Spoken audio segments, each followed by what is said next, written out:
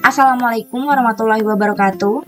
Di sini kami akan mempresentasikan proyek kecerdasan buatan yang bertema chatbot. Yang beranggotakan Arinda Puspita, Nurhilda Pragita Cayani, dan Pradana Eka Prameswari. Untuk daftar isinya ada bab 1, bab 2, bab 3. Untuk bab 1 yang berisi latar belakang, rumusan masalah, sistematikan penulisan.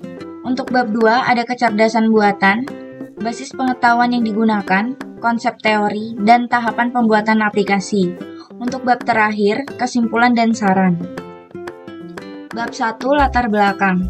Chatbot adalah sebuah program komputer yang dirancang untuk mensimulasikan sebuah percakapan atau komunikasi yang interaktif kepada pengguna atau manusia melalui bentuk teks, suara, dan atau visual. Percakapan yang terjadi antara komputer dengan manusia merupakan bentuk respon dari program yang telah dideklarasikan pada database program pada komputer. Kemampuan komputer dalam menyimpan banyaknya data tanpa melupakan satupun informasi yang disimpannya digabungkan dengan kepraktisan bertanya pada sumber informasi langsung dibandingkan dengan mencari informasi sendiri serta kemampuan learning yang dimilikinya menyebabkan chatbot adalah customer service yang handal. Respon yang dihasilkan merupakan hasil pemindaian kata kunci pada inputan pengguna dan menghasilkan respon balasan yang dianggap paling cocok, atau pula kata-kata yang dianggap paling mendekati dan pada umumnya menggunakan pendekatan Natural Language Processing atau NLP. Natural Language Processing merupakan salah satu tujuan jangka panjang dari artificial intelligence atau kecerdasan buatan, yaitu pembuatan program yang memiliki kemampuan untuk memahami bahasa manusia. Yang kedua ada rumusan masalah. Ruang lingkup dari laporan ini adalah mengenai pembahasan tentang tugas proyek chatbot. Yang pertama, bahasa dasar chatbot adalah bahasa Indonesia. Yang kedua, pengetahuan yang dimiliki chatbot sudah didefinisikan terlebih dahulu di database oleh admin. Selanjutnya, ketiga, sistematikan penulisan. Untuk bab 1, pendahuluan. Dalam bab ini, penulisan mencoba menyampaikan latar belakang tentang tugas proyek ini. Untuk bab 2, pembahasan, mencoba menyampaikan pembahasan yang lebih mendalam seperti tentang tahapan pembuatan aplikasi ini. Bab terakhir, penutup, mencoba menyampaikan kesimpulan dan saran dari tugas proyek ini.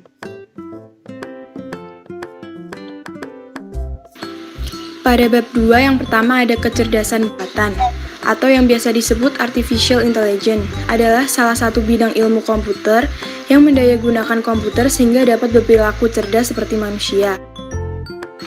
Ilmu komputer tersebut mengembangkan perangkat lunak dan perangkat keras untuk menirukan tindakan manusia. Aktivitas manusia yang ditirukan seperti penalaran, penglihatan, pembelajaran, pemecahan masalah, pemahaman bahasa alami, dan sebagainya. Yang kedua, basis pengetahuan yang digunakan. Ada 3 macam metode sistem operasional yang dianut oleh chatbot berbasis AL, yaitu yang pertama, pattern matching atau penyesuaian pola. Pada metode ini, bot menggunakan strategi penyesuaian pola saat mengkategorikan teks. Hasilnya, bot mampu menghasilkan jawaban atau respon yang tepat dengan pertanyaan serta permintaan customer.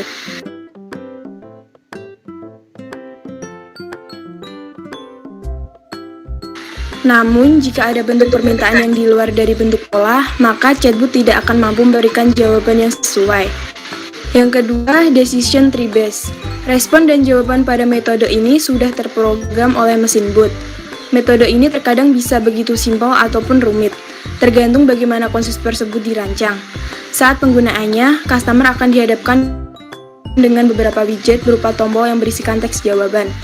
Yang ketiga, konstektual atau konstektual. Metode konstektual chatbot mengandalkan sistem kecerdasan buatan dengan machine learning untuk bisa menciptakan percakapan secara natural. Metode ini bisa dibilang sebagai metode yang paling baik di antara 2 metode di atas. Teknologi yang digunakan untuk menciptakan metode kerja konstektual pada chatbot yaitu Natural Language Processing atau NLP.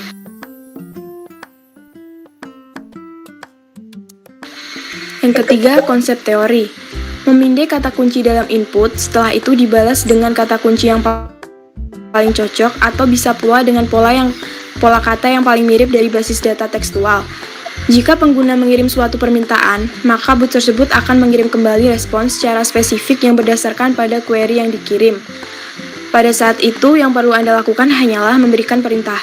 Selain itu, bisa pula membuat suatu percakapan baik teks atau audio. Setelah itu, para bot ini mulai mencari data yang dibutuhkan yang berdasarkan kata kunci yang diberikan, baik itu berbentuk teks maupun audio. Setelah mendapatkan data yang dibutuhkan, akan disampaikan kembali oleh mereka yang dalam bentuk teks maupun audio.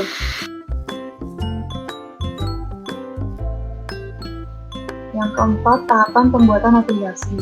Cara kerja chatbot ini dengan memilih kata kunci dan input. Setelah itu dibalas dengan kata kunci yang paling cocok atau bisa pula dengan pola kata yang paling mirip dari basis data tekstual. Jadi, jika pengguna mengirim chat permintaan, maka bot tersebut akan mengirim kembali respons secara spesifik yang berdasarkan pada query yang dikirim. Pada saat itu, yang perlu Anda lakukan hanya memberikannya perintah. Selain itu, bisa pula membuat suatu percakapan baik teks atau audio. Setelah itu, para bot ini mulai mencari data yang dibutuhkan yang berdasarkan kata kunci yang diberikan, baik itu berbentuk teks ataupun audio. Setelah mendapatkan data yang dibutuhkan tersebut, akan disampaikan kembali oleh mereka juga dalam bentuk teks maupun audio. Dengan teknologi ini sudah bisa melakukan transaksi yang berdasarkan perintah yang diberikan.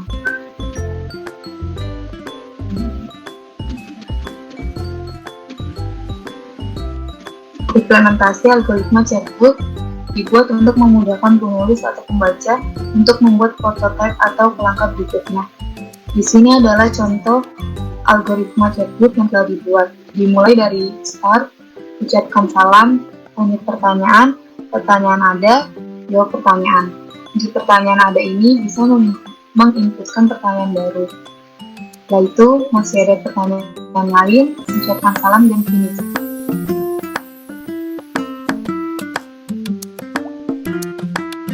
Pembuatan prototipe gunanya untuk proses merancang sebuah model dan sistem. Bisa dikatakan sebagai bentuk awal, contoh, atau standar ukuran untuk suatu objek yang akan dikerjakan nanti. Di samping ini adalah contoh prototipe yang telah dibuat, yang berdasarkan tentang algoritma yang telah dibuat tadi.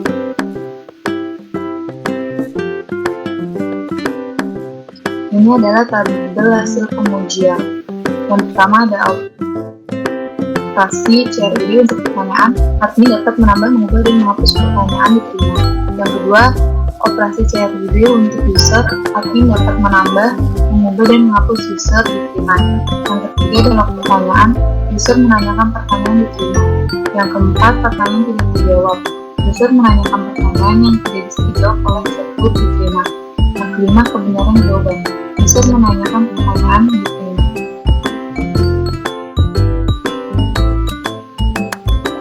Beberapa keunggulan pengguna chatbot yaitu seperti layanannya yang tersedia selama 24 jam, lebih cepat merespon atau berinteraksi dengan manusia, menghemat waktu pekerjaan, meminimalisir kesalahan yang biasa disebabkan oleh manusia, serta memudahkan para pemilik bisnis untuk meningkatkan layanan konsumen.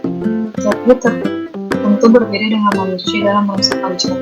Bila yang melakukan itu manusia, pasti adanya keterkaitan emosional yang tidak mampu dilakukan oleh robot, serta chatbot belum tentu mampu merespon keluhan atau konten. Yang dimaksud pada poin ini adalah kemampuan untuk memahami kompleksitas masalah. Betapa rumitnya masalahnya jika ada manusia, dia akan menanganinya. Dalam hal ini, perusahaan tidak bisa semuanya dilakukan pada chatbot. Chatbot dibuat untuk menjawab pertanyaan yang telah diprogram sebelumnya, dan mereka membutuhkan beberapa kata khusus untuk menjawab. Seorang manusia pasti bisa mengerti kalimat yang banyak menggunakan singkatan pada kata-katanya. Tapi pada bot ini mungkin perlu mengartikan kalimat lengkap. Itu akan membutuhkan lebih banyak waktu dan pelanggan tidak akan menerimanya. Selanjutnya, bab 3. Untuk kesimpulannya, aplikasi chatbot dapat menjawab pertanyaan sesuai dengan yang diharapkan atau pertanyaan yang sudah ada dalam database, sehingga dapat membantu user untuk menjawab pertanyaan seputar pengetahuan. Untuk sarannya, yang pertama, sistem chatting dengan bot dapat dikembangkan lebih lanjut untuk menjadi aplikasi berbasis kecerdasan buatan seperti software tanya jawab pintar, sistem pakar, robot pintar, dan aplikasi-aplikasi text-to-text atau speech-to-text lainnya. Yang kedua, sistem pencarian. Kata yang ada dapat dikembangkan agar bisa mengenali bentuk-bentuk percakapan dengan berbagai macam parameter yang bervariasi. Yang terakhir, sistem chatting dengan bot berbasis kecerdasan buatan dapat dikembangkan tidak hanya dibanding komputer tapi juga dibanding lain seperti telekomunikasi atau smart text command dan pada handphone, otomotif, sekolah, aplikasi web, rumah sakit, dan lain-lain.